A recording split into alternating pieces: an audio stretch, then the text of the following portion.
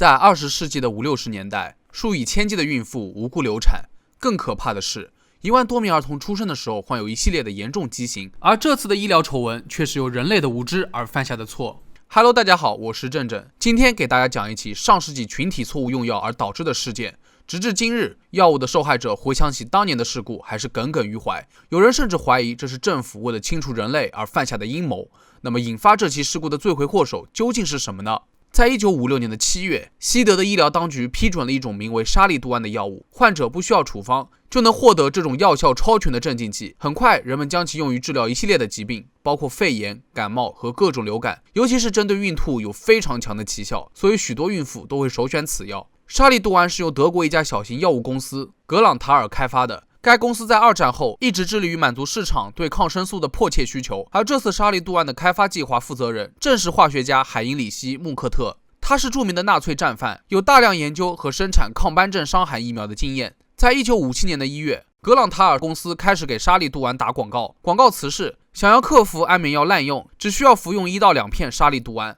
于是许多人就开始服用此药来缓解压力和焦虑。逐渐的，消费者都接受了这种药效良好的助眠剂。战后的德国经济快速增长，国家正面临着经济快速转型和冷战分裂，人们的压力也越来越大。由于市场上缺少同类产品的竞争，沙利度胺迅速成为了该国最大的镇静剂，可以说是一家独大。在几年之内，格朗塔尔授权了14家制药公司，在全球的46个国家和地区都开始销售沙利度胺。自然而然的，格朗塔尔公司也开始飘了。由于该公司在小白鼠身上进行了标准毒性测试，因此认为即使是非常高剂量的药物对人类也是无害的。所以在没有任何人体研究的数据情况之下，该公司的广告依然广而告之，沙利度胺完全适用于孕妇以及哺乳期的母亲，不会对母亲或者孩子产生不良的影响。所以从1959年上半年开始，使用沙利度胺来治疗孕吐的疗法也逐渐在西德的医生和孕妇当中流传开来。同年的10月是沙利度胺进入德国市场的第3年。神经学家拉尔夫和霍斯特听说几名服用沙利度胺的患者都不约而同地抱怨手脚麻木以及各种神经炎症引起的疼痛，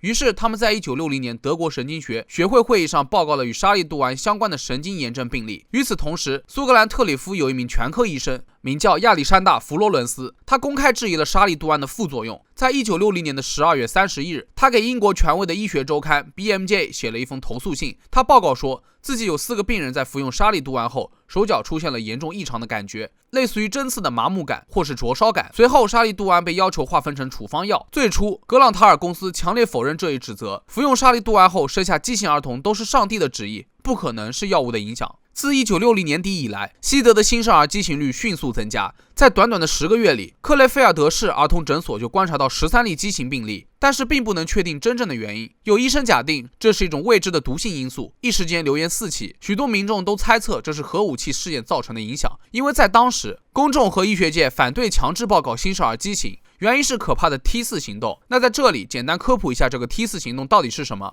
说白了就是大屠杀的另外一种委婉的说法。在1940年至1941年间，德国有系统地谋杀了7万多名有身体、神经和情感残疾的人，这些人被认为不值得的生命，只能被执行安乐死。据统计，到1945年，已有超过20万人因此而丧生。所以在很长一段时间里面，西德日益严重的婴儿畸形情况遭到了公众的回避，并没有被认真对待。根据沙利度胺受害者联邦协会的信息，全球大约有5000名沙利度胺受害儿童出生。据统计，在孕期使用沙利度胺的总人数超过了1万人，其中4000例发生在德国，其中约40%的婴儿是在出生时或者出生后不久就死亡了，剩下的都是有肢体、眼睛、泌尿道和心脏缺陷的幸存者。而且畸形的严重程度取决于母亲服用沙利度胺的时机，在怀胎第20天服用此药物会造成胎儿中枢神经损害，第21天会损害眼睛，第22天会发生耳部和面部损伤，第24天会发生四肢损伤。在怀胎42天服用后，沙利度胺则不会对胎儿造成损伤。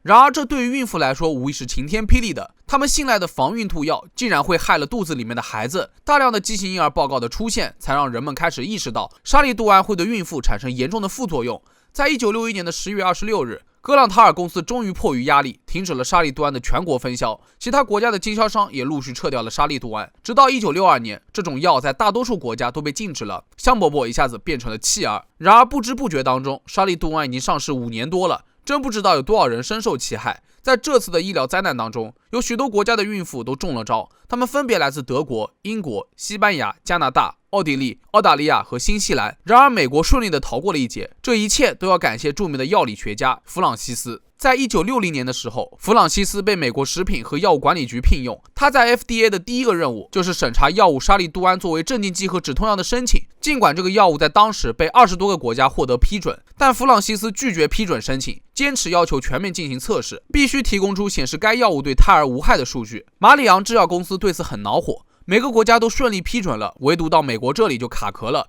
因此，弗朗西斯频繁被施加压力，但他依然担心安全性，不为所动。最终，当证明沙利度胺会导致婴儿畸形时，无形之中，弗朗西斯挽救了多少个美国家庭，可以说是功不可没。所以在1962年的8月7日，弗朗西斯被约翰肯尼迪授予了联邦文职人员总统奖，成为第2位获得此殊荣的女性。说了这么多沙利度胺的曲折发展史，罪魁祸首要追溯到格朗塔尔公司。在1968年，德国开启了一项大型刑事审判，指控了几名格朗塔尔公司的高管犯有过失杀人和伤害罪。在1970年的4月，格朗塔尔公司才与受害者达成和解。作为和解的一部分条件，该公司向一个特殊的基金会支付了1亿马克，德国政府则增加了3.2亿马克。在2012年，格朗塔尔公司的 CEO 哈拉尔登在一座青铜雕像揭幕时，发表了迟到了50多年的道歉声明。该雕像象征的因沙利度胺而出生时没有四肢的孩子，这是事发以来首次谈及沙利度胺并正式道歉。在当时，大约有6000名的幸存者纷纷批评该公司的道歉太迟，缺乏真诚，对他们来说又是一种侮辱。从头到尾，最无辜的还是那些受害者以及家属。那么可能有小伙伴们和正正一样，很关心当年那些幸存下来的婴儿，他们的生活还好吗？据了解，事发后许多国家就做出了一系列的道歉或者赔偿计划。比如英国向幸存者做出了全国性的道歉和赔偿，加拿大也将政府赔偿金翻了1倍，而澳大利亚政府的回应却让人们心寒，他从未公开承认存在不当行为、道歉或设立任何赔偿计划。当年沙利度胺的丑闻闹得沸沸扬扬，澳大利亚并没有进行媒体宣传，警告孕妇极其危险，也没有彻底将其从手术室和药店中清除，一切都处理得不紧不慢。56岁的丽莎·麦克马纳斯就是一名澳大利亚的沙利度胺幸存者，在过去的5年里一直在游说国会议员，督促政府做出全国性的道歉。丽莎坦言，幸存者的生活真的很艰难，小的时候根本不愿意出门，在走出去的那一刻，自己就会被嘲笑，人们都在窃窃私语，被看成怪物真的是不好受。除了心理上的压力，他们还要遭受身体上的折磨，一走路就浑身疼痛。每一天再普通不过的日常生活，对他们来说也是无数个挑战，有的时候只是起床就已经很艰难了，足以打破美好的一天。丽莎称自己看上去比真实年龄还要大个20-30岁，这也是幸存者都逃不过的早衰情况。虽然头脑很活跃，但是有的时候就是坐在那里一动不能动，什么都干不了。更可怕的是，身体恶化速度也是相当惊人的。2周前，丽莎还能签自己的姓名，在2周之后，她已经拿不住笔了。还有一名幸存者名叫崔西·杰克逊，多年以来，他长时间因残疾被欺凌，所以为了缓解这种痛苦，他开始用脚画画来转移自己的注意力。不仅如此，他还鼓起勇气，开始在各大学校进行反欺凌的演讲，直面自己那段被盯着、被嘲笑的日子。崔西一直以来都希望能够得到全国性的道歉，这对于幸存者及其家属来说意义非凡。丽莎和崔西的母亲都还健在，年事已高，生下他们之后，2位母亲都无比内疚，但这并不是他们的错。丽莎的母亲回忆道，自己当时只吃了2片沙利度胺，当听说了这个药物安全性的警告后，自己失声痛哭。一直以来，做母亲的都很担心，如果他们离世，政府会照顾自己的孩子吗？好在澳大利亚的幸存者赢得了战斗，政府表示将帮助幸存者更新轮椅和助听器，以及改装汽车和浴室，致力于改善幸存者们的生活。一些幸存者也从制药公司那里获得了一笔款项，但还是有许多人并不愿意和解。看来幸存者们并没有实现全面胜利。通过这起悲惨的医疗灾难，也成为了药物监测和监管监督的一个重要历史转折点。许多国家制定了更严格的药物管制规则。